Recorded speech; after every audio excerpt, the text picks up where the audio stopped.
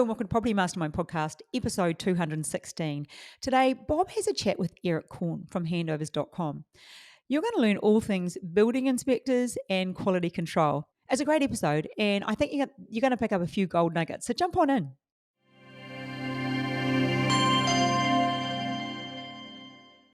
Today I've got Eric Korn with us from handovers.com. Eric, welcome to Property Mastermind. G'day, Bob. Thanks for having me on. Not a problem. So, handovers.com, because I've been using you guys for quite a long time. In fact, originally I was dealing with your father, Paul. I think he initiated the business. So, just fill us in a little bit about the back history, if you like, of handovers and how it came to be where you are now. Yeah. So, Bob, like you say, mate, it was originally started by my dad, Paul. He came up with the concept. I think this year we celebrate 25 years in business. So, yeah, he was a builder, worked for a lot of the big project home builders, and he felt there was a gap missing in the industry, and that was that basically whatever the builder told the client, that was gospel, and that wasn't always the case. So, Not really. yeah. So, anyway, he decided that he'd start up handovers.com. That was the .com era. That's how he came up with that. Point everyone to the website. So, and basically he started off and did some advertising, I think with John Laws back then. And yeah, just took off from there and basically been growing ever since. So, Yeah, well, that's great. 'Cause like a lot of good businesses, he saw a hole in the market that wasn't being filled, or at least not being filled properly, and went for it. Good on him. Yeah, that's what, quarter of a century. Yes, that's worth celebrating. yeah, it is, mate. Yeah, he's this year as well for him. He's 50 years since he started in the premiership. So that gets his idea as to his age, but we'll keep that up our sleeves. Yeah, no, that's fantastic. So, handovers, like to me, I said I've used you guys for a long time. Generally, I use you at the end of a project. So I've finished some townhouses, whatever, and I need somebody with an expert eye to go through, picking out any defects so I can have a chat to the builder. But just give me a bit of a rundown on so what areas that you cover, because you do more than just that, don't you? For the quality inspections? Well, just the whole what handovers do, because I'm like, you deal with builders as well. You don't just deal with developers. I mean, that's the bit that I understand, because that's what I've used handovers.com for. But just the range of services that you actually offer to different people, different. Yeah. So we do. It doesn't matter who we do the inspection for. So we work directly for builders, for clients, that buying a new home, and also, like you say, developers as well. So basically, it doesn't matter who we do the inspection for. The inspection that we deliver is always the same. Basically, you can engage us from any time from frame stage. So we do a quality inspection on the frame. And then right through, you've got your claim stages along the way. So you have been closed or lock up, and fixing stage as well. And basically our inspections finish, the last one that we would do in the building process is at the end of the defect liability period. Yeah, because that's something I didn't realise. I guess I had a bit of tunnel vision because I sort of used handovers for one particular area. I didn't realise that you got involved in inspections along the way. So I went back and sort of dug a bit deeper there. And that's a great service for, like, particularly for newbie developers, because, most developers aren't builders. Most builders aren't developers. And so to be able to have like some sort of quality assurance on the way through is, I think, great as well, particularly for people that are new to the industry. And so you do frame inspections, through like lock up, fit out, checking. So you're checking quality of work, or it's correct plans, that sort of thing. So we're looking at quality. So you've already got, your builder will already engage an independent engineer or certified to look at, your structural elements. Say on a frame, they'll be looking at your tie down, all that kind of stuff. You've got engineering for your trusses and all that comes with it. But what they don't check is they don't check, walls for straight or plumb. That's left up to the builder or the supervisor. So you really want to get someone in there that knows what they're looking at, knows what the tolerances are, that can check it and basically give it the tick of approval before it goes on to the next stage. Yeah, because I've seen some disasters when frames aren't true, but come kitchen time, that's usually where it all comes unraveled, or even at the floors are tiled, and if you got a whole row of tiles sort of running out, and they're a full tile at one end, and there's sort of a 3/4 tile at the other end of the hallway, which is pretty disaster. Fit. Not a good thing to see when you walk into a brand new house. No, and it's too late virtually to rectify it. Rip up tiles, tear down walls, plastering. Some of them could have plumbing in it. You got electrics. That's just ridiculous. So I can see the real value of getting in there early before it becomes a problem. If it's just at frame up stage, then it's a lot easier to move a frame at that point than down the track. So and you do I'll say when I use you guys, my place is at the end of a crate, as I just said earlier, when you go through. But what about say at the end of defects liability period? It could be 6 months, could be 12 months when the builder's defects period runs out. So if there's any issues, we need to deal with them at that time, not down the track when it's too late. Do you cover that sort of stuff too?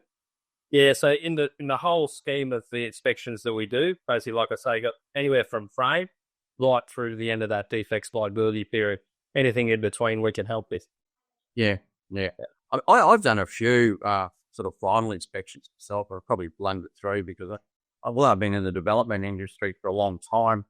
I think you've got to have it's not just having a list of things to look at. You've got to have eyes like an eagle, as a right of people pick up stuff. And I've seen the reports that you've done for me, and there might be a little run of paint somewhere up, in a corner just below the corner stick. Jesus, yeah. Oh, you look there. Oh, well, yeah, it is. Wouldn't have fit that up in 1,000 years. Usually what happens if the clients had used our services before, whether we're there on behalf of the builder or it doesn't matter who's engaged us, they'll spend probably 2 minutes, have a look at the things they're looking at and think, oh, we're never going to look at the house with that intently. So I'll just leave these guys to do their thing. So they get a feel pretty quick for how hard we look at it. Yeah. And you said you also do them for builders, which is a good thing. And I have used builders a couple of times who, at their practical completion date, normally if they didn't, I'd engage you guys to go through, pick out any faults, any defects for me. But some of them, a couple of builders I've worked with actually use you guys at that point to go through rather than go through themselves. Some builders like to go through and, pick the issues, get back to the trades. But then some builders use you as well, which makes it a fair bit easier on me, I guess, because a lot of those issues are dealt with before I even need to deal with them. So, so that's what you were saying, where you do it for builders as well. There's actually the design of a builder who would be prepared to pay you guys to come through with your eagle eyes, pick up all these things, which he can then quickly get rectified through his subbies. Yeah. And a lot of the times too, Bob, we talk about a builder as such. He's not going, or he or she's not going to every job to see it with their own eyes. So we basically act as that for them, as if they were going out to look at each and every property. We're critical of it. That's all we're there to be, is be critical of the product that's being delivered. So yeah, basically, if it's a defect, it goes on the report, and if not, we just keep moving through the house. But yeah, look, it can be a little bit of a prickly thing in terms of defects, because one man's defect might be another man's non-defect. Yeah, get a view of that. It's also interesting. It's not very often now because we've got such a widespread throughout Australia, but you get the odd one that hasn't dealt with us before. They may have had pre-purchase companies come through looking at the finished product. No offense to them, but they're not doing new inspections every day of the week. So if you want to be good at something, you just repeatedly do it. So that's how we work. But yeah, it's not long before they work out that we're not the enemy. If they've done a good product, the report will show it, and we'll commend builders. Engaged by the client, doesn't matter. We'll commend them if they delivered a good product. That's credit where credit's due as well. Yeah. I mean, at the end of the day, the builder doesn't want substandard work out there, and he might need to be brought to his notice. Certain trades that he's using, could be, a fault. I can remember I did a 4 townhouse project there a couple of years ago, some bit of a joint venture, and all the trades did a great job except the painter, who's a shocker. And I mean, you'd see that a bit, I guess, but you really have a look, there's parts that he didn't paint at all. He missed fronts here and there. It's a bit of a shame because just that one trade really let the builder down. All the others were good. And I said to him, geez, have a look at all these defects with the painter. And he said, oh, geez, so probably didn't get the next job, that painter. No, that's right. And particularly with paint, because when you think about how many surfaces are on the inside of an outside of a house, that a lot of it is painted. So that ranks pretty highly amongst the most noted defects, but there is a lot that goes into it. They're working with prep work of, say, the carpenter or the plasterer who's put it up before them. Unfortunately for the painters, as soon as they get that spray gun out, put the first coat on, that becomes their problem. So if it's no good and they paint over it, unfortunately for them, that's now their responsibility. Yeah. I can remember the job I mentioned, pieces missing behind downpipes. Just couldn't get in there, so don't worry about it. Yeah, near enough's good enough. Near enough's good enough. Yeah. So let's just say one of our group of developers here, they've reached the end of 3-pack, 2-pack, duplex, doesn't matter what it is, reached that practical completion, and then they want to get an expert like yourself in there. What's the process? What happens? How do we go from there to getting a report? Yeah, so best course of action would be we'd need a copy of the plans. So if it's multiple dwellings, say probably 3 or more, you can email a copy of the plans through to our office. And depending on what stage of the build you're up to, if you're just commencing, we can obviously put a package together with the stage inspections along the way, or if you just wanted the handover inspections, we can put that together as well. But yeah, best course is to send an email, a copy of the plans, let us know what you'd like the inspections you'd like us to undertake, and we can get back to you with a price and go from there. Yeah, because obviously it does vary a bit. You've got a 4-bedroom, 3-story townhouse versus a 1-bedroom apartment, 50 square meters or something. So correct. It'll be based on that on the product and away you go. So they're really detailed. I mean, I've seen your reports. Normally you go room by room, don't you? On could be bedroom 1. It'd be sweet if there's nothing in there. I'd love to send you guys through and have nothing. I don't feel like that's a waste of money at all. But I've never had that. That's the best result you can get, Bob. But believe it or not, we do still get them from time to time. Really? More often than not, it's still a really good product. But the site supervisor or the builder will be on site, and we might just find a few little things. And they might come around and say, I can fix that now. I've got a tube of silicon in the car or something like that. But I think last year we were sort of in the realm of 15,000 inspections for the year. And we might have had maybe between 10 and 20 jobs that came out like that. So they're pretty rare. And like I say, to get a 0 without someone there actually saying, I can fix that now or do this, do that, they're even less again. You might get one or maybe not even a year. Yeah. When you're going through, let's just say I just finished the 4-pack townhouses and I engage you to come through. Do you mind if the builder tags along or the site supervisor, or would you prefer that they didn't and you just left to do your job? Yeah, it's a tricky one, but it's all right. Say you had a 4-pack and the builder never dealt with this before. Usually what I would say to the supervisor or the builder is feel free to come along on the first one, or maybe even probably best practice is to say, hey, listen, just give me, depending on the size of it, obviously, just give me, say, an hour and a half to go through it. I'll compile the report, then we can come back and I'll walk you through as to some of the things that we're finding, because, an old saying in the building game from supervisors is keep them walking, keep them talking. So they've worked out a little bit of a trick. If you go with the inspector, talk to them about the football stores, all that kind of thing, it's quite distracting and they can overlook things. Obviously not on purpose, but yeah, it is a job where you need to stay focused. Our guys, we're not taking, our inspectors don't need to take multitude of phone calls per day. That all happens through our office, so they're quite focused on the job. And yeah, that goes a long way to making sure that we get everything we know. Yeah.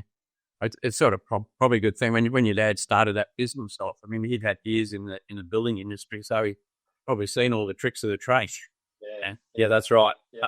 There's an old saying, what is it? Set a thief to catch a thief or something. Not that there's a thieves by any stretch of the imagination, although probably a medical. But it's good to have that insider information. Sure he put to good use when he was establishing the company. So I've seen how detailed the reports get be because I've done quite a few with you. But I'm just thinking, you must have seen some horrors as well. I mean, we talked about the perfect builder, if there is such an animal out there where you can go through and hardly find anything. But can you be shocked? I mean, could you be shocked at how bad something could be? Yeah, believe it or not, we still get shocked. We've actually got our handovers.com has got a group that we like a platform, and we'll share, photos amongst ourselves. It's just an in-house thing. And we just, the inspector will say, "I'll check this out. I saw on Thursday," and you can only shake your head, to see some of these things that people will let go and try and deliver it to the client. It's pretty shocking. Yeah. And a lot of the time when the client comes through to look at it, they're thinking about a million other things. They're thinking about settlement. They might be thinking about getting a tenant in, moving into the property. They're not focused on what quality is being delivered. And like I say, when we go there, it's one reason only. It's just to look at the product and be critical of it. Yeah, I guess some of the faults you see are more like superficial, some of the shockers, but then you get some structural ones. Like I remember seeing some photos on one of your older websites. People just are cutting a great big chunk out of a joist to run a pipe through, and it's just like structural issues. Yep. Yeah, I know. I wasn't working with Dad at the time, but there was a job. Let's just say Southeast Queensland, leave it a bit vague, but there was a job, and I think they did it about 3 days prior to the Christmas break. And anyway, the inspector went out there. Guy was with us for over 10 years, and he rang Dad. He said, "Paul, you better come out and look at this." And before the Christmas break had ended, the client, who was in Sydney, had flown up with his solicitor, and the builder ended up having to buy the house back from the client. It was that bad. So that's the worst story we've had. But we don't have too many of those. So. No, that'd be a shocker. Talking about buying houses back like many years ago, I was involved in one where a builder built a house in the block next door. And he was supposed to build it, and it was a Sydney owner, and the owner came up, have a look at his house next door. That caused a few grums. That's that. Anyway, that's a story for another day when we're talking to surveyors. So what would be like typically the most common faults that you see when you're out there inspecting, like things that just keep repeating themselves? Yeah.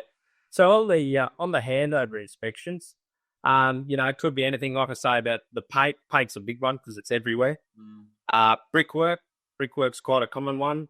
Plastering, carpentry is quite big as well. But yeah, it just depends on the job. You'll finish some jobs that you might see down the side of the report because we allocate the trade that we believe is responsible to rectify. And you might see carpenter 20 times out of 30. So that job, the carpenter, obviously he needs a lot of work. But yeah, it differs. But yeah, carpentry, tiling, cabinetry. Tiling, like you get like cracked tiles or where the joints are irregular, that sort of thing. Yeah, that's right. Yeah, misalignment of on joints. All sorts of stuff. It's always great when the plumber over tightens the flange on a tap, cracks the tile at the back. And there's the argument about, well, is it the plumber tiler? Or is it... And not an easy job to fix either, like pulling a cut tile out of the middle there. But yeah, that's right. That's the builder's problem at the end of the day. I mean, from my point of view as a developer, the builder takes full responsibility. He's the one who has to deal with the subcontractors. But yeah. And with something like that, Bob, too, is a good point to make because when it comes to, say, cracked tiles, if you're not to pick that up prior to physical handover, the builder could, by right, say, well, you haven't got it on a report prior. The tile's now cracked. I don't know who's done that or how it's been caused. So that kind of gives themselves a bit of wiggle room. to perhaps not fix the item. So if you can capture it before settlement or physical handover, then you've got a greater chance of getting it fixed, and it's not a problem trying to organise access and all the rest of it once you've got someone living in the property. Yeah, exactly. All right. So I guess for people that are new to property development, my feeling is to probably engage you guys earlier, and get a package sorted out. Obviously, you'll need to look at the plans for that, but particularly on the way through with the different, if you're framing inspection, sort of lock up, fit out sort of thing. And I guess in a way, it sort of makes it a little bit easier at the end as well, because you're keeping a tab on things as they go. And with a builder, if they get pulled up short, like a lot of people, and I'm not having a crack at builders, but, lots of trades and different people, they'll sort of, if they're in a bit of a rush or they've got too much work on, they can stretch things a little bit, but it's the ones that get pulled up.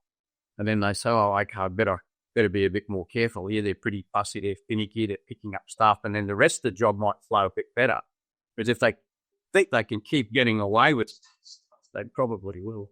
We talk that old saying, Bob, I think squeaky wheel gets the grease is a good one. Yeah, that's a good one. But created a few squeaks, or hopefully a oily hinge, all that sort of stuff. Yeah, that's good. So, look, I really appreciate you coming on. Thoroughly enjoyed. Say hello to Paul for me later today. See if he remembers me from way back then.